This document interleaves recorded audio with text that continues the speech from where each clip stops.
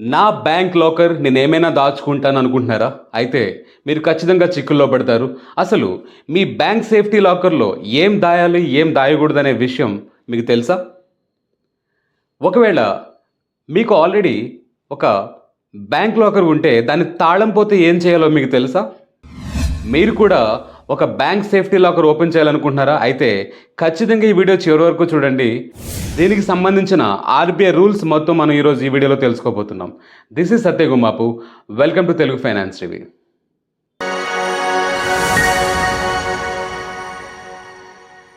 మనం మ్యాటర్‌లోకి వెళ్ళక ముందు ఒక చిన్న విషయం. ఈ వీడియో చివరిలో నేను ఒక ప్రశ్న అయితే వేస్తాను. ఆ ప్రశ్నకు సరైన సమాధానం ఎవరైతే ఇస్తారో వారి యొక్క వ్యాపారాన్ని మన ఈ ఛానల్లో ఫ్రీగా ప్రమోట్ చేయాలనుకుంటున్నాం. All the very best. ఇప్పుడు విషయంలోకి వద్దాం. అసలు ఈ బ్యాంక్ సేఫ్టీ లాకర్ అంటే ఏంటి? మన ఇంట్లో ఏ వస్తువు అయితే కనుక దాచుకుంటే మనం సురక్షితంగా ఫీల్ అవ్వట్లేదో, ముఖ్యంగా బంగారం, వెండి, ముఖ్యమైన డాక్యుమెంట్స్ మన ఇంట్లో పెడితే అంత సేఫ్గా మనం భావించట్లేదో, అలాంటి వస్తువుల్ని అలాంటి ప్లేస్ నుంచి సేఫ్గా ఉంచుకోవడం కోసం బ్యాంక్లో మనకంటూ ఒక లాకర్ ఇవ్వడం జరుగుతుంది. ఆ లాకర్లో మనం జాగ్రత్తగా మనం విలువైన వస్తువుల్ని దాచుకుని ఉంచుకోవచ్చు. దానికి కొంత రెంట్ అయితే బ్యాంకుకి పే చేయాల్సి వస్తుంది. దీన్నే బ్యాంక్ సేఫ్టీ లాకర్గా పిలవడం జరుగుతుంది. ఇప్పుడు విషయం ఏంటంటే, ఈ బ్యాంక్ సేఫ్టీ లాకర్‌లో ఏం దాయొచ్చు, ఏం దాయకూడదు. చాలామంది లాకర్ మనది, తాళం మన దగ్గర ఉంటుంది, మన ఇష్టం ఏవైనా పెట్టుకోవచ్చు అనుకుంటారు. కానీ ఇది తప్పు. బ్యాంక్ లాకర్‌లో ఏం పెట్టాలి, ఏం పెట్టకూడదు అనే విషయం ఆర్‌బీఐ చాలా క్లియర్‌గా చెప్పడం జరిగింది. ముఖ్యంగా ఏం పెట్టకూడదో తెలుసుకుందాం. మొట్టమొదటిగా వెపన్స్ పెట్టకూడదు. నెంబర్ 2 ఎక్స్‌ప్లోజివ్స్ అంటే ఎటువంటి పేలుడు పదార్థాలు పెట్టకూడదు. నెంబర్ 3 డ్రగ్స్ పెట్టకూడదు. నెంబర్ 4 డీకంపోజింగ్ ఐటమ్స్ అంటే కుళ్ళిపోయే ఛాన్సెస్ ఉండే వస్తువులు ఏది కూడా మీరు దాంట్లో పెట్టకూడదు. అంతేకాకుండా ఇండియన్ లా ప్రకారం ఏ వస్తువులైతే గనక బ్యాన్ అయ్యాయో, అలా బ్యాన్ అయిన ఏ వస్తువు కూడా బ్యాంక్ సేఫ్టీ లాకర్‌లో మీకు పెట్టడానికి పర్మిషన్ అయితే లేదు. చాలా ముఖ్యమైన విషయం ఏంటంటే, బ్యాంక్‌లో మీరు క్యాష్ కూడా పెట్టుకోకూడదు. ఆశ్చర్యపోతున్నారా? మీ బ్యాంక్ లాకర్‌లో క్యాష్ కూడా పెట్టుకోకూడదు. అదేంటి? లాకర్ మనది కదా! క్యాష్ పెట్టుకోవడంలో ప్రాబ్లమ్ ఏంటి? క్యాష్‌లో ఇల్లీగల్ విషయం ఏముంది? క్యాష్ అయితే మనం దాచుకోవచ్చు కదని మనలో చాలామంది అనుకుంటారు. డెఫినెట్‌గా క్యాష్ పెట్టుకోకూడదు. ఎందుకంటే క్యాష్ పొరపాటున మీరు పెట్టుకున్నారే అనుకుందాం. ఒకవేళ ఆ లాకర్‌లో చెద పట్టి మీ క్యాష్ చెద తినేస్తే గనక బ్యాంక్ తిరిగి మీకు ఒక్క రూపాయి కూడా ఇవ్వదు. ముందుగానే బ్యాంక్ వారు ఈ విషయాన్ని మీకు తెలియపరుస్తున్నారు. పొరపాటున కూడా ఈరోజు మీరు ఈ విషయం తెలుసుకుంటే కనుక ఆల్రెడీ మీరు బ్యాంక్ లాకర్‌లో క్యాష్ పెట్టుంటే కనుక వెంటనే దాన్ని బయటకు తీసుకురండి. లేదా మీరే రిస్క్‌లో పడతారు. ఉదాహరణకి ఉత్తరప్రదేశ్‌లో ఒక లేడీ తన డాటర్ మ్యారేజ్ కోసమని 18 లక్షల రూపాయలు ఒక లాకర్‌లో పెట్టింది. దాదాపుగా 15 నెలల తర్వాత వచ్చి ఆ లాకర్‌లో చూడగానే తను ఆశ్చర్యపోయింది. ఏంటంటే ఆ 18 లక్షలు పౌడర్ అయిపోయి కూర్చుంది. కారణం ఏంటంటే చెదలు పట్టడం వల్ల. ఆమె వెంటనే వెళ్ళి మేనేజర్‌ని పిలుస్తది. సార్ చూడండి, నా డబ్బంతా చెద పట్టేస్తుంది. బ్యాంక్ మేనేజర్ ఒకే ఒక్క మాట చెప్తాడు, మాకు సంబంధం లేదు మ్యామ్. మీరు ఆశ్చర్యపడాల్సిన అవసరం లేదు. ఇలాంటి విషయంలో మీరు జాగ్రత్త ఖచ్చితంగా తీసుకోవాలి. మీ బ్యాంక్ సేఫ్టీ లాకర్‌లో ఎటువంటి క్యాష్ ఉంచొద్దు. కానీ ఇక్కడ మీరు అనుకోవచ్చు, డాక్యుమెంట్స్ పెట్టుకోవచ్చు కదా అంటున్నారు కదా! బంగారము, వెండి, ముఖ్యమైన డాక్యుమెంట్స్ అన్నారు కదా! మరి డాక్యుమెంట్స్ కూడా చెదపట్టొచ్చని మనలో చాలామందికి అనిపించవచ్చు. కానీ డాక్యుమెంట్స్ అనేవి డూప్లికేట్ మనం సంపాదించవచ్చు. ఏదైనా ఒక మార్క్ షీటో లేకపోతే ల్యాండ్ డాక్యుమెంటో పోతే ప్రతిదానికి ఒక డూప్లికేట్ అనేది మనకి అవైలబిలిటీ ఉంది. ఒక ఆప్షన్ అయితే ఉంది. బట్ క్యాష్‌కి డూప్లికేట్ ఎవరిస్తారు మీకు?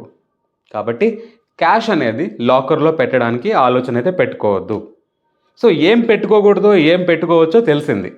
అసలు ఈ సేఫ్టీ లాకర్ కీ సిస్టమ్ ఎలా ఉంటుందో తెలుసుకుందాం. ఒక లాకర్‌కి 2 తాళాలైతే ఉంటాయి. మొట్టమొదటిది బ్యాంక్ మేనేజర్ దగ్గర ఉంటుంది. రెండవది మీ దగ్గర ఉంటుంది. అంటే మీ ఇద్దరిలో ఏ ఒక్కరు అక్కడ లేకపోయినా ఆ లాకర్‌ని ఓపెన్ చేయడం సాధ్యమైతే కాదు. మీరు దాంట్లో ఏమైనా పెట్టాలనుకుంటే మీతో పాటు బ్యాంక్ మేనేజర్ కూడా రావాలి. ఇద్దరు తాళాలతో ఓపెన్ అయిన తర్వాత లాక్ అనేది అక్కడ ఓపెన్ అవ్వడం జరుగుతుంది. కాబట్టి 2 లాక్స్ అయితే ఉంటాయని మీకు అర్థమైపోయింది. ఒకవేళ మీ దగ్గరున్న తాళం చెవి పోతే ఏం జరుగుతుంది? ఇలాంటి సందర్భంలో ముఖ్యంగా మీరు మొట్టమొదటిగా తీసుకోవాల్సిన స్టెప్ ఏంటంటే, ఇమ్మీడియేట్‌గా మీ బ్యాంక్ మేనేజర్‌కి ఇన్ఫార్మ్ చేసి, పోలీస్ స్టేషన్‌కి వెళ్లి ఎఫ్ఐఆర్ అనేది మీరు ఫైల్ చేయించాలి. ఆ తర్వాత ఇక్కడ 2 స్టెప్స్ అయితే ఉంటాయి బ్యాంక్ వారి తరఫు నుండి. నంబర్ 1 మీకు డూప్లికేట్ కీ అనేది వారు ప్రొవైడ్ చేస్తారు. కానీ దీంట్లో ఒక చిన్న రిస్క్ ఉంది. అదేంటంటే డూప్లికేట్ కీ అంటే ఒక డూప్లికేట్ కీ తయారు చేస్తున్న వ్యక్తి మరొక కీ కాపీ చేసి తన దగ్గర కూడా పెట్టుకోవచ్చు. బ్యాంక్ మేనేజర్‌తో టై అప్ అయ్యి మీ లాకర్‌లో హేరాఫేరీ చేయొచ్చు. ఛాన్సెస్ అయితే ఉన్నాయి. సో, ఇలా వద్దు అనుకుంటే రెండో యాక్షన్ ఉంది. అదేంటంటే ఏ లాకర్ కీ అయితే మీది పోయిందో ఆ లాకర్‌ని బ్యాంక్ మేనేజర్ సమక్షంలో పూర్తిగా డ్యామేజ్ చేయడం జరుగుతుంది. డ్యామేజ్ చేసి మీ యొక్క ఐటెమ్స్‌ని సేఫ్‌గా వేరే కొత్త లాకర్‌లోకి షిఫ్ట్ చేసి ఈ డ్యామేజ్ అయిన లాకర్‌ని బ్యాంక్ వారు రిపేర్ చేస్తారు. దానికైన ఖర్చు మిమ్మల్ని భరించమంటారు. సో, దీంట్లో 2 విధానాలు. మీరు రిస్క్ తీసుకొని ముందు విధానాన్ని సెలెక్ట్ చేసుకుంటారా? లేదా రిస్క్ వద్దు, ఈ డ్యామేజ్ అయిన ఖర్చు నేనే భరిస్తాననుకుంటూ దీన్ని డ్యామేజ్ చేపిస్తారనేది మీరు ఆలోచించండి. కాబట్టి మీకు అర్థమైందేంటి? మీ యొక్క బ్యాంక్ సేఫ్టీ లాకర్ కీ అనేది మీరు చాలా జాగ్రత్తగా ఉంచుకోవాలి. మరో చిన్న విషయం ఏంటంటే, మీరు లేని సమయంలో మీ బ్యాంక్ లాకర్‌ని బ్యాంక్ స్టాఫ్ బ్రేక్ చేసి సామాన్లు బయటకు తీయగలరా? Yes or no?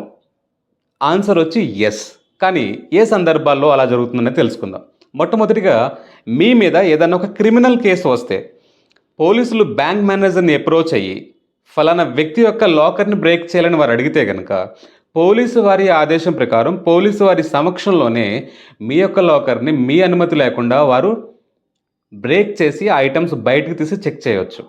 ఏమంటే ఏవైతే మనం రూల్స్ మాట్లాడుకున్నామో, ఏ ఐటెమ్స్ అయితే పెట్టకూడదు అనుకున్నామో, అలాంటి విషయంలో గానీ, మరే ఇతర కంప్లెయింట్ గానీ, క్రిమినల్ కేసు మీ మీద వస్తే గనక ఆ సందర్భంలో మీ లాకర్ అనేది బ్రేక్ చేయడం అనేది జరుగుతుంది. నంబర్ 2 మీరు 3 సంవత్సరాల వరకు బ్యాంక్‌కి రెంట్ పే చేయకుండా ఉన్నారు అన్నా, బ్యాంక్ వారు మీ అనుమతి లేకుండా మీ లాకర్‌ని బ్రేక్ చేయొచ్చు. ఒకవేళ మీరు రెంట్ పే చేస్తూ కూడా 7 సంవత్సరాల వరకు ఎటువంటి అడ్రస్ లేరు, బ్యాంక్ మేనేజర్‌కి మీరు కనబడలేదు, అసలు మీరు కాంటాక్ట్‌లో లేరు. రెండోది ఆ లాకర్‌లో ఎటువంటి యాక్టివిటీస్ జరగలేదు. అది ఆపరేషన్‌లో లేదనమాట. అంటే మీరు రావడం, పోవడం జరగట్లేదు.